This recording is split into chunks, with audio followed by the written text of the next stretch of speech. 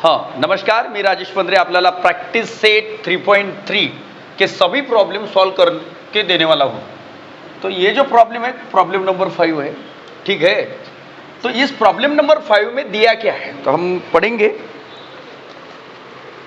Complete the following activity, ये पूरी की पूरी एक्टिविटी है, आधी सॉल्व है आधी सॉल्व नहीं है, ठीक है। करना क्या है, find the sum of naturals numbers between 1 and 140, यानी कि सबके सब नेचुरल्स नंबर की सम करनी है, मगर कहां से कहां तक, 1 से लेकर 140 तक सभी के नेचुरल नंबर्स की एडिशन नहीं करनी है, वही नेचुरल्स नंबर की एडिशन करनी है जो नेचुरल्स नंबर डिविजिबल बाय 4 है। यानी कि 1 से स्टार्ट होगा 140 तक खत्म होगा, मगर डिवाइड बाय 4, यानी कि सभी के सभी को 4 से डिवाइड करना है। यानी कि पहला नेचुरल नंबर तो फिर 4 आ गया, और फिर सेकंड वाला 8 और थर्ड वाला 12। इस तरह से लास्ट वाला 136 आ जाएगा। मगर 140 को क्यों नहीं लिया, ये भी डिविजिबल बाय 4 है। जैसे कि 4 3 का 12 और 4 5 का 20, यानी कि इसका आंसर आता है 35। ये भी तो 4 से डिवाइड हो रहा है, मगर इसे क्यों नहीं लिया, क्योंकि यहां बोला गया है बिटवीन, यानी कि इन दोनों के बीच में जो भी वैल्यू है वो भी डिविजिबल बाय 4, उन्हीं वैल्यू को लेना है, और 140 के बीच में लेना है, 140 को नहीं लेना है, ठीक है।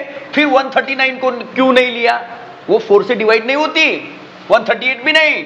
फिर ये वैल्यू जो है 136, ये 4 से डिवाइड होती है और 140 के बीच में है, इसलिए फर्स्ट वैल्यू 4 है, सेकंड वैल्यू 8 है, थर्ड वैल्यू 12 और लास्ट वैल्यू 136 है, ठीक है। इसलिए ये अरिथमेटिक प्रोग्रेशन, ये जो सीक्वेंस है यहां हमने लिखा, ठीक है। फिर बोला गया है how many are this numbers, ये टोटल कितने नंबर्स हैं।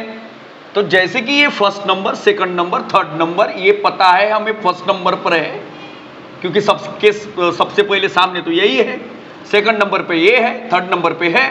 उसी तरह ये 136 किस नंबर पर है ये हमें पता नहीं है, तो उसी नंबर को हमें खोजना है कि ये नंबर कौन सा है, किस स्थान पर बैठे हैं 136। तो ये उसी का आंसर हम यहां लिखेंगे, वही n की वैल्यू होगी, ठीक है। तो उसी का आंसर निकालना है, यानी कि n की वैल्यू निकालना है। जब तक n की वैल्यू निकलती नहीं तब तक सम जो है वो हम नहीं करेंगे, क्योंकि सम करने के लिए n की वैल्यू होनी चाहिए, टोटल कितने नंबर है ये तो की वैल्यू तो हमारे पास होगी और d की वैल्यू भी हमारे पास होगी, यानी कि सबसे ज्यादा इंपॉर्टेंट है तो यहां n की वैल्यू है, क्योंकि ये और d की वैल्यू यहां दी हुई है। देखेंगे अच्छी तरह से, जैसे कि ये की वैल्यू 4 है, जो हमारी फर्स्ट टर्म होती है वही ये की वैल्यू होती है, और जो d है difference between two consecutive terms, यानी कि दो टर्म्स के बीच का जो डिफरेंस है वो 4 है, और 12 और 8 के बीच भी डिफरेंस 4 है। यानी ऊपर से अरिथमेटिक प्रोग्रेशन होने के कारण 8 - 4 4 आता है, 12 - 8 4 आता है, और यानी कि d की वैल्यू 4 है। उसी तरह ये लास्ट नंबर 136, यानी कि n टर्म, मैं इसे मजाक में n टर्म बोलता हूं, तो ये n टर्म की वैल्यू जो है वो, यानी कि लास्ट टर्म सबसे आकर वो 136 है, यानी कि ये हमारा n टर्म भी निकला, n टर्म है, ठीक है। अब इस फार्मूले का यूज करेंगे। क्यों करेंगे n टर्म का यूज, एक ही है, d की है, n की वैल्यू और n टर्म की भी वैल्यू है, सबसे ज्यादा खाने के लिए इसी के घर में है, तो इसी को भीख मांगेंगे ना n टर्म को, क्योंकि इसी के घर में वैल्यू है, तो इसी के घर में हम n की वैल्यू निकालेंगे, इसलिए इस फार्मूले को लिखा, ठीक है। अब ये जो लास्ट टर्म है n टर्म, और इस जगह मैंने लास्ट टर्म की वैल्यू पुट कर दी, ये ऑलरेडी पुट थी 136। देखो कंपैरिजन करो, इक्वल की जगह इक्वल है। अब a की वैल्यू क्या है, इस डब्बे में a की वैल्यू लिखनी है, जो a की वैल्यू यहां है 4, तो यहां भी 4 लिखा, प्लस की जगह प्लस, n - 1 जैसे का वैसा, क्योंकि n की वैल्यू फाइंड करनी है। अब d की वैल्यू क्या है हमारे पास, तो d की वैल्यू जो है वहां है, तो यहां भी 4 है, समझ में आया। तो इस तरह इस सब का कैलकुलेशंस करके हमें यहां लिखना है। तो हम कैलकुलेशन थोड़ा नीचे करेंगे, यहां 136 is equal to 4 plus 4n का 4n माइनस 41 का 4, इस वैल्यू को हमने यहां नीचे लिखा, सॉल्व किया, 136 की जगह 136, इक्वल की जगह इक्वल, 4 की जगह 4, प्लस की जगह 4, और 4 multiplied by n 4n, plus minus minus, 4 1 का 4, 4 4 गेट कैंसल, हटा 7 की घटा क्योंकि प्लस माइनस में है। अब यहां जो 4 है वो मल्टीप्लाइड में 136 इज इक्वल टू 4n, और n जो है n के पास वो मल्टीप्लाइड में, इसलिए 136 upon 4 is equal to n, और 4 3 का 12 आता है, 4 3 का 12, 4 3 का 12, अब यहां 4 4 का 16, यानी कि n की वैल्यू हमारी 34 निकली। इस तरह हमारा n निकला। अब पता चला कि ये कुल मिलाकर 34 नंबर है, यानी कि ये जो लास्ट टर्म है ये 34 नंबर पर बैठी हुई है, ठीक है। इसलिए हम यहां n की वैल्यू बोला गया, how many are this numbers, हम बोलेंगे अब पूरे हक से, पूरे अधिकार से 34 है, ठीक है। इस तरह हमारी n की वैल्यू निकली। अब आगे जैसे कि यहां n है और यहां n की वैल्यू जो है हम लिखेंगे यहां 34, ठीक है। अब हमारे पास a की वैल्यू है, अब हमारे पास d की भी वैल्यू है, अब जो n की वैल्यू हमारे पास नहीं थी वो भी आ गई, ठीक है। अब इस वाले को हम सॉल्व करेंगे। क्या बोला गया है, find sum of first n terms. अब n हमारे पास नहीं था, हम बोल सकते हैं फाइंड जो है सम ऑफ फर्स्ट 34 टर्म्स को हम फाइंड करेंगे। अब n की वैल्यू यहाँ 34 है और यहाँ भी n की वैल्यू 34 लिखेंगे, जैसे कि n अपॉन 2 है तो यहाँ भी n अपॉन 2, और 2 इंटू ये की वैल्यू हमारे पास 4 है, यहाँ लिखी हुई है, प्लस n माइनस 1। अब n की वैल्यू हमारे पास क्या है, अब n की वैल्यू जो है 34 माइनस 1 इंटू डी। अब d जो है difference between two consecutive term जो यहां लिखा हुआ है 4, अब यही लिखेंगे 4। इन सब को कैलकुलेट करके हम यहां लिखेंगे, ठीक है। एक मिनट,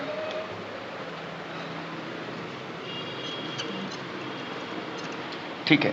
अब देखेंगे यहां 34 अपॉन 2, अब 34 अपॉन 2 क्या होता है 17 कर दिया, अब 4 2 का 8, ये इंटू है 2.4 नहीं है 4, 34 माइनस 1 33 मल्टीप्लाइड बाय 4, ठीक है। अब 17 मल्टीप्लाइड बाय 8 प्लस 132 कैसे आए, 4 3 का 12, 2 लिखा 1, 4 3 का 12 और 1 13, जैसे कि यहाँ 17 मल्टीप्लाइड बाय 140। अब इन दोनों को कैलकुलेट करके हम ये इसका जो आंसर होगा वही यहाँ लिखेंगे, ठीक है।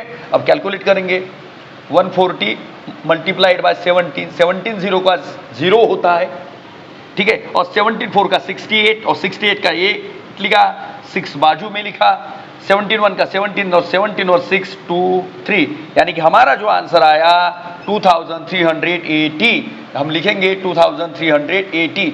इस तरह हमने यहाँ रफ कैलकुलेशंस किया और इन पूरे के पूरे डब्बे को ऐसे यहाँ लिखा, इसकी वैल्यू यहाँ लिखी, इसकी वैल्यू यहाँ लिखी, इसकी वैल्यू यहाँ लिखी, ठीक है। इस तरह ये प्रॉब्लम हमने सॉल्व किया। मैं आशा करता हूँ कि आपको ये प्रॉब्लम समझ में आया होगा, ठीक है। आगे वाले क्वेश्चंस देखेंगे, आप स्क्रीनशॉट निकाल लीजिए। अब हम क्वेश्चन नंबर 7 देखेंगे और इस वाले प्रॉब्लम को बड़े होने के कारण हम यहां नहीं लिखे, ठीक है। अब क्वेश्चन नंबर 7 को देखेंगे, जो भी कंडीशंस होगी पढ़ेंगे इन एन अरिथमेटिक प्रोग्रेशन। ये ऑलरेडी अरिथमेटिक प्रोग्रेशन है, जो भी सीक्वेंस होगा, ठीक है।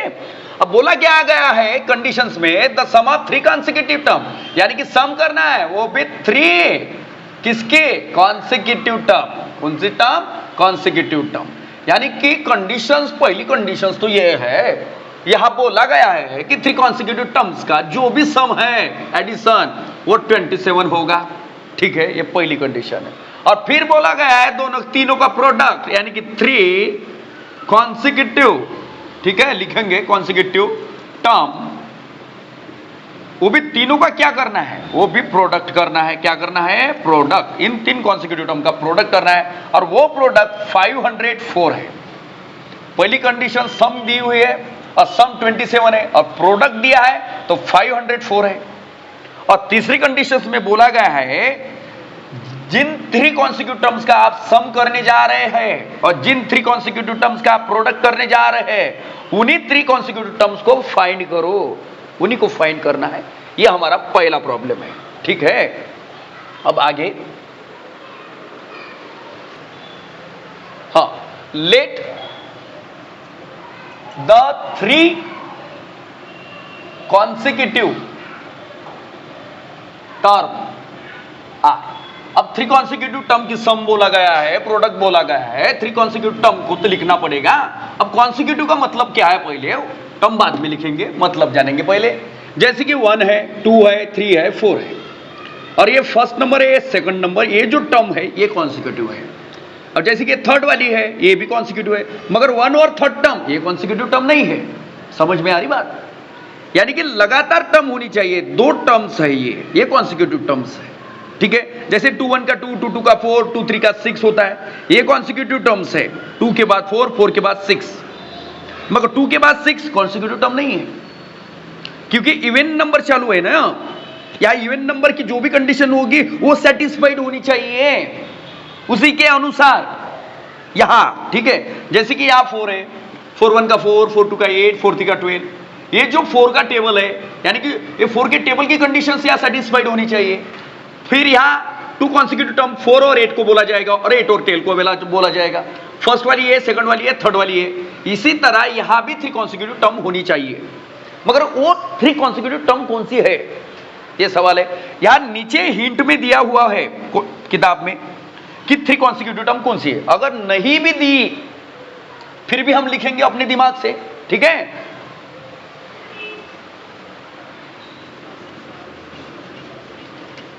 एक मिनट, अब 3 कॉन्सिक्यूटिव टर्म कौन सी है? समझो कि ये माइनस डी फर्स्ट वाली टर्म है, कॉमा ये सेकंड वाली, और ये प्लस डी ये थर्ड वाली कॉन्सिक्यूटिव टर्म से। इन दोनों टर्म्स के बीच में जो डिफरेंस है वो डी का है, वो भी कांस्टेंट है, ठीक है। अब फर्स्ट वाली सेकंड वाली टर्म फॉर्म फर्स्ट कंडीशन, और कंडीशन मैंने पहले बोला है कि सम ऑफ 3 कॉन्सिक्यूटिव टर्म्स, यानी कि ये माइनस डी प्लस ये plus D is equal to 27 बोला गया था। Sum of 3 consecutive term is 27 है, ठीक है।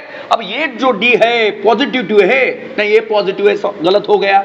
ये माइनस डी और ये पॉजिटिव डी, और ये पप्पा है और ये माइनस मम्मी है, पप्पा मम्मी घटा सावन की घटा कट गए, plus D minus D cut गए, और ये प्लस ये थ्राइस ये हो गया, और ये 27 है।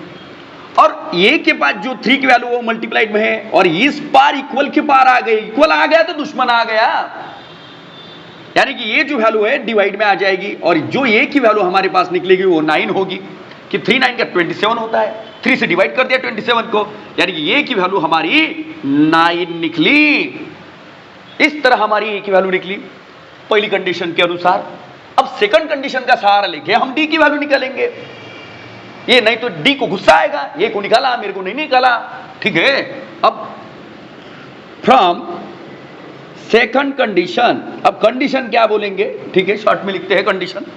कंडीशन बोला गया है प्रोडक्ट ऑफ 3 कॉन्सिक्यूटिव टर्म्स, यानी कि इन तीनों का प्रोडक्ट लेंगे, ए माइनस डी इंटू ये और ये प्लस डी। अब तीनों का प्रोडक्ट बोला गया है 504 पहले से ही बोला गया है। अब तीनों का प्रोडक्ट लेने से पहले यहां दिखेंगे ये की वैल्यू 9 है। अब सोचो ये की जगह मैं 9 लिख सकता हूं, लिखेंगे 9 माइनस डी इंटू 9 और यहां 9 plus D into is equal to 504। अब ये जो 9 है यहां मल्टीप्लाइड में है, जैसे कि यहां हो गया 9 माइनस डी और 9 प्लस डी, जैसे कि ये माइनस बी और ये प्लस बी, ये जो फार्मूला है ए स्क्वायर माइनस बी स्क्वायर, ये माइनस बी और ये प्लस बी, यहां भी ये माइनस बी है और यहां भी ये प्लस बी है। कंपैरिजन करो आपको दिखाई देगा। 9 को हटाओ, 9 है ही नहीं, ऐसा समझो, ठीक है, चले गए वहां, तो आपको दिखाई देगा ये माइनस बी और ये प्लस बी, और इसका आंसर लिखेंगे ए स्क्वायर माइनस बी स्क्वायर। इसी तरह 9 माइनस डी और 9 प्लस डी का answer 9 square minus D square लिखेंगे, इक्वल की जगह इक्वल लिखेंगे 504।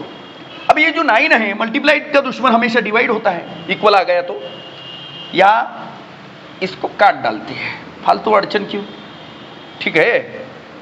अब यहां 9 का स्क्वायर 81, डी स्क्वायर की जगह मैं डी स्क्वायर लिखा minus D square equal to, अब 504 को 9 से डिवाइड कर देते हैं, तो इसका आंसर जो आएगा, यानी कि 9 5 का 45 होता है, तो यह 5 लिखा, 50 में से 45 चला गया, जैसे कि 504 45 चला गया, तो हमारे पास 5 बचेंगे 54, और 9 से डिवाइड कर दूं 54 को, तो 9 6 का 54 होता है, यानी कि हमारा आंसर 56 आ गया, ठीक है। अब यहां जो माइनस डी स्क्वायर है जैसे का वैसा, अब ये 81 के सामने जो प्लस है इस पार चला जाएगा, तो 56 पहले अपने घर में जैसे का वैसे, आने वाला मेहमान बाद में माइनस 81 लिखेंगे। अब दोनों को कैलकुलेट करेंगे तो बड़ी संख्या का साइन, और 81 में से 56 निकालेंगे तो हमारा आंसर 25 आ गया, यानी कि minus D square, minus minus get cancel. अब हमारे पास D square is equal to 25 है, ठीक है। अब स्क्वायर का दुश्मन हमेशा स्क्वायर रूट होता है, 25 को स्क्वायर रूट में डाला तो उसके सामने हमेशा प्लस माइनस लिखो, लिखा मैं, यानी कि डी की वैल्यू 2 आने वाली है, यानी कि डी की वैल्यू जो है प्लस माइनस अंडर रूट 5 था, अंडर रूट 25 था, अंडर रूट से बाहर निकलेगा तो 5 आकर छोटा बना के आया, यानी 25 का स्क्वायर रूट 5 है, ठीक है। अब डी की वैल्यू हमारे पास 2 है, और इसी के अनुसार 3 कॉन्सिक्यूटिव टर्म्स को फाइंड करना था। अब आंसर तो 2 टर्म्स में आएगा, पहले 3 कॉन्सिक्यूटिव टर्म्स बड़े निकलेंगे या छोटे निकलेंगे, अब देखेंगे। ये और डी की वैल्यू यहां पुट करेंगे, ए की जगह ये और डी की जगह डी, जैसे कि ए की वैल्यू है और ये डी की वैल्यू है, ठीक है। अब जो हमारे पास ए की वैल्यू निकली थी वो 9 निकली थी, ठीक है, और डी की वैल्यू प्लस माइनस 5 निकली है, यानी कि डी की वैल्यू डबल है, उसी के अनुसार इसका भी आंसर डबल टर्म्स में आएगा। अब यहां लिखेंगे वेन, पहली वाली डी की वैल्यू लिख लेंगे डी इज इक्वल टू 5 और ए इज इक्वल टू 9, ठीक है। अब ये जो पॉजिटिव 5 है यहां पुट करेंगे इस टर्म्स में, जैसे कि A minus D is equal to A की वैल्यू है 9 माइनस, अब डी की वैल्यू क्या है पॉजिटिव 5 लिखेंगे, 9 में से 5 चला गया तो 4 बचा, ये हमारा आंसर निकला, फर्स्ट टर्म है। और ये की वैल्यू हमारे पास 9 है, तो ये जो है वैल्यू हमारे पास 9 ही आ गई, ठीक है। अब ये जो लास्ट टर्म है, थर्ड टर्म ए प्लस डी, 3 टर्म बोला था ना, तो ये की वैल्यू 9 प्लस डी की वैल्यू जो है पॉजिटिव 5 ली, 5 अब इक्वल 14 आ गया। अब 3 कॉन्सिक्यूटिव टर्म्स, डी की वैल्यू पॉजिटिव लेने के बाद ये वाली आ गई, ठीक है। अब फिर से वेन यहां लिखेंगे 3 कॉन्सिक्यूटिव टर्म्स आर 3, एक मिनट, consecutive terms are, ठीक है। अब when d is equal to -5, 3 consecutive terms are 3 consecutive terms are, लिखेंगे ये माइनस डी, अब ये की वैल्यू क्या है हमारे पास 9, अब डी की वैल्यू क्या है हमारे पास, माइनस की जगह माइनस, ये वाला फार्मूले वाला माइनस है, और डी की वैल्यू हमारे पास -5 है, यानी कि 9 माइनस माइनस प्लस और 5, हमारा आंसर आ गया 14। पहले ए माइनस डी का आंसर 4 था, अब आ गया 14, क्योंकि डी की वैल्यू हमारे पास डबल है, और ये की वैल्यू जैसी कि वैसी रहेगी, यानी कि ये जो डी की वैल्यू है, सॉरी ए की वैल्यू 9 ही रहेगी। अब ये प्लस डी का आंसर क्या आता है देखेंगे। अब ये की वैल्यू 9 है और डी की वैल्यू प्लस की जगह मैं प्लस लिखा, और डी की वैल्यू हमारे पास -5 है, यानी आंसर 9 प्लस माइनस माइनस, 5 की जगह 5, 9 माइनस 5 4। इस तरह हमारे पास 3 टर्म्स का आंसर डबल निकला, ठीक है। अब लिखेंगे आंसर में द 3 consecutive terms are, जैसे कि पहले वाला 4 9 4,9 14 और 14 9 एंड 4, इस तरह ये प्रॉब्लम हमारा सॉल्व हो। मैं आशा करता हूं कि आपको ये प्रॉब्लम समझ में आया होगा। आप स्क्रीनशॉट निकाल लीजिए।